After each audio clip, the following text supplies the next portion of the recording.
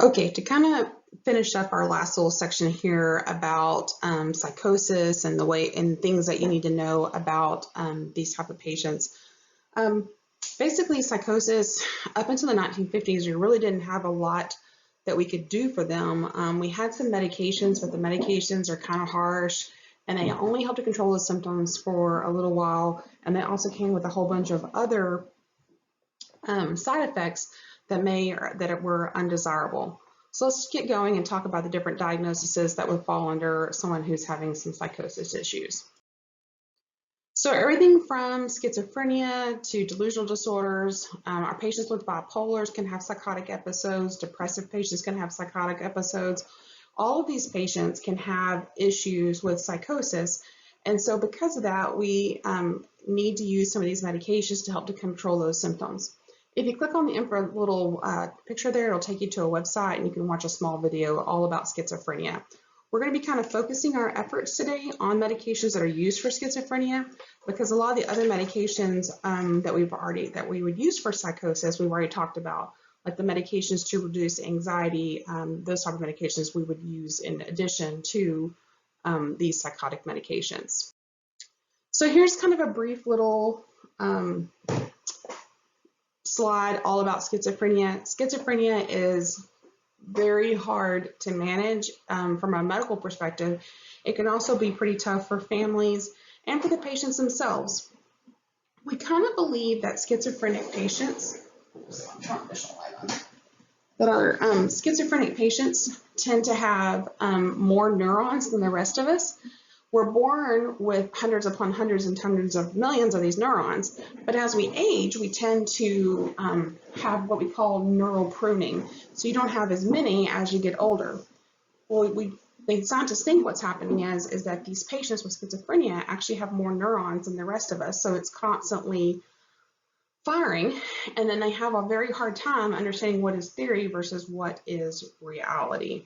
So the two hormones in their brain that tend to not be in very good balance is dopamine, and then glutamate is insufficient to activate their CNS reception. So they have too much dopamine in their systems, and it causes the brain just to kind of like all the time, versus, and then the glutamate is insufficient to actually activate the CNS receptor. So those are the two things that we try to target with our medications. When we think of medications to treat schizophrenia, we're thinking about medications.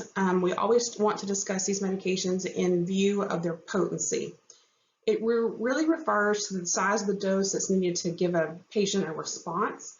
And the conventional antipsychotics are the ones that have these potency levels that are assigned to them. It doesn't really talk so much about, like, potency is not so much that, oh, well, this drug works better than that drug. It's more about how strong the drug actually is. So let's show you those. These are the conventional potency, conventional antipsychotics, kind of leveled out by high potency. I will tell you that typically in my line of work as an emergency department nurse, I have given Haldol frequently for patients who are having psychotic episodes, and it does work very well. We do see quite a bit of Prolixin in our community, and we'll see some Thorazine every once in a while, but the rest of these I don't really see that often in the emergency department. But if you were to work in a psychiatric facility, you'd probably see these a lot.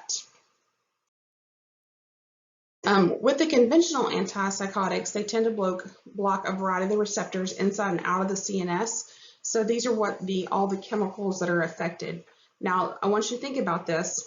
If we're blocking histamine, that may mean that we're getting some anticholinergic side effects to these medications in addition to other side effects. Our goal with these patients is always to reduce these positive symptoms and then help them to get over their negative symptoms.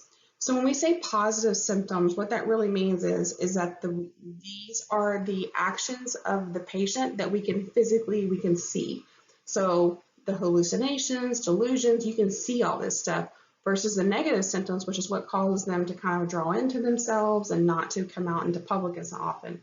We want to, like I said, decrease positive symptoms and kind of negate some of those negative symptoms so that we get this person who's kind of on the level.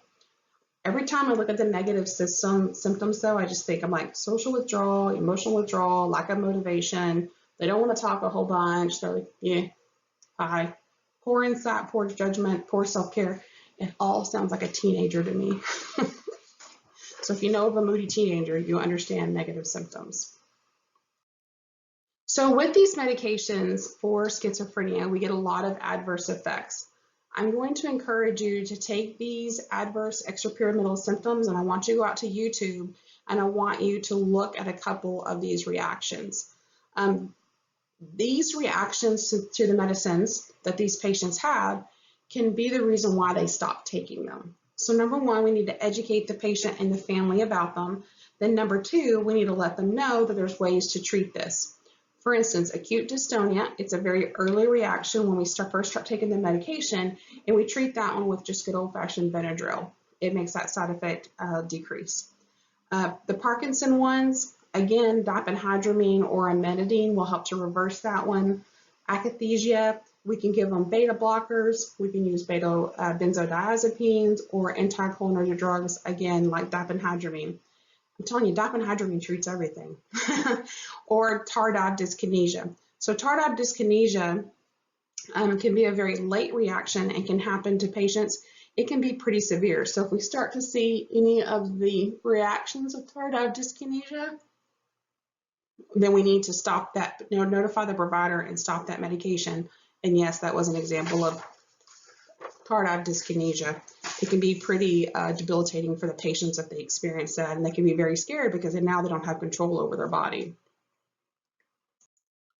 Neuroleptic malignant syndrome.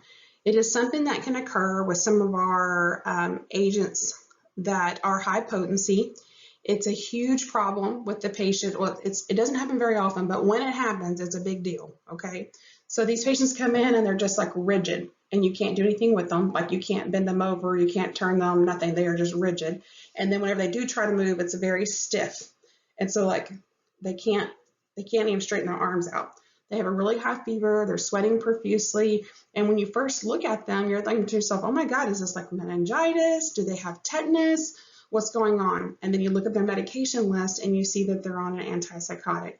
So we bring these patients into the hospital, we do some conservative treatment on them, we take away the antipsychotic. It can take for up to 2 weeks for it to fully flush out their symptoms, and we support them with just some supportive measures, whatever they need.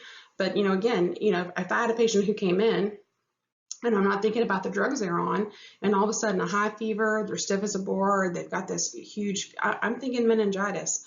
So it's how important, it's so incredibly important that we look at the patient's medication list and be thinking outside the box. Remember, you cannot be crazy until you are healthy and crazy. So we may have to take the medication away. The other thing is too, is that once they've experienced neuroleptic malignant syndrome, there is an increased chance of it happening again even with another antipsychotic.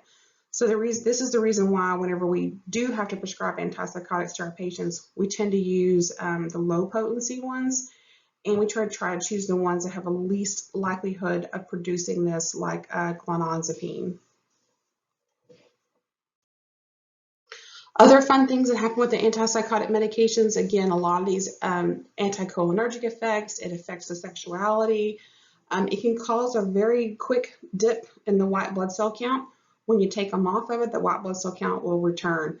But this will be a patient who comes in, who you do a lab draw on, and they come back and they have a white blood cell count of 1. So if you're looking at their medications and you're not taking that into consideration, which one of these medications could possibly have this side effect, you may subject this patient to all sorts of crazy testing and then come to find out it's just a reaction to a medication. So high potency agents produce fewer side effects than the lower potency agents. So potency really doesn't have anything to do with side effects. It's just more about whether or not you're willing to have the patient have more increased chance of developing neuroleptic malignant syndrome. Here's our atypical ones. I will tell you that we frequently see our atypical ones out in the community.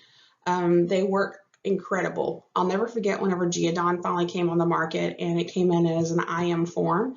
We have the patients come in, they're acting all crazy and they're bouncing off the walls, banging their heads against the cop car, trying to break their handcuffs. And then you take them and you stab them with Geodon, and in about 30 minutes, they're like, hey, my head hurts. I'm like, do you remember you hit your head on the police car? And they're like, no. They're so out of control that they couldn't remember anything, but you give them the Geodon, it kind of levels them all out. So Geodon, great medication. I like to use them a lot with patients here now. The older ones are kind of scary to use. These atypical agents have less extrapyramidal side effects, so no tardive dyskinesia, no akathisia, no dystonia, none of that. So that's really nice for the patients to say, hey, listen, I know you already don't feel normal. I'm going to make you even more abnormal by giving you this medication. It's going to make you do some crazy things. So these atypical antipsychotics, when they came out, a huge deal for a lot of our psychotic patients that allow them now to kind of function a lot more normally in a normal capacity. When they get off of these medications, though, they go right back to the psychotic that they were. So these medications make a huge difference in these patients' lives. Other adverse reactions that we have to teach our patients about, orthostatic hypotension. When we start a dose of any medication that's going to change the blood pressure, we're going to have the patient change position slowly. We're going to go from a seated position to a standing position. We're going to stand. We're going to let the ooziness and the wooziness pass, and then poof, we're going to be off and going. Our older medications tended to produce a lot more neuroendocrine changes. The newer ones can still do it, but not as bad as the older ones. The older ones tended to cause such severe neuroendocrine issues that these patients who were like no diabetic, no high blood cholesterol before they started the medicines, they would almost with all of them within 6 to 9 months to a year would all turn out to be diabetic and have high cholesterol. So these neuroendocrine effects do still occur with these other medications, but not as bad as with the older ones. Agranulocytosis, again, that's where the white blood cells take those huge dip. We're going to be monitoring for that. We want to see these patients back in the office at 4 weeks. Sometimes even we'll do like a 2-week check, a 4-week check, and a 6-week check. And then after that, it's 8 weeks to 10 weeks to 12 weeks. Again, this step up and then step down to see how we're being managed at home. So here's a list of research that came out. I feel like there's probably some newer research out now, so don't worry about this. All right, guys, that's everything I need to let you know about antipsychotic medications, and that concludes everything on the mental health side.